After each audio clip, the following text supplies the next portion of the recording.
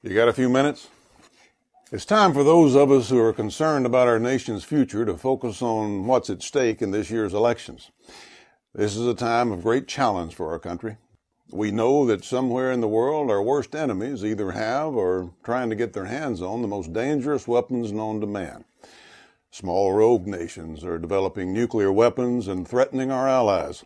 Large nations are engaged in massive military buildups. At home, we're girding for the possible onset of a recession. Now, if this wasn't America, I might be worried.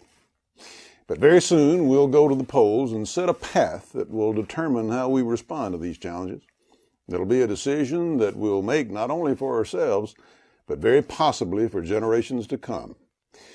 John McCain's entire life has been devoted to defending those principles that made our country great. His life has been one of duty and honor, dedication, sacrifice. He's been involved in every major domestic and foreign policy issue for 3 decades and has fought to reform Washington in ways that would change our country for the better. Responsible change is the essence of conservatism.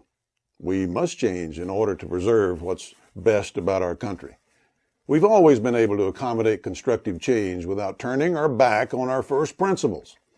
We must do it again.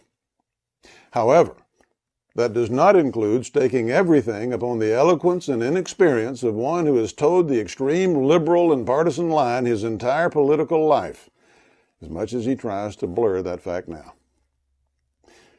This is the choice that we have in this election. Let's hope that for our nation's sake that we choose well. Thank you. Paid for by the Republican National Committee and not authorized by any candidate or candidates committee. www.gop.com.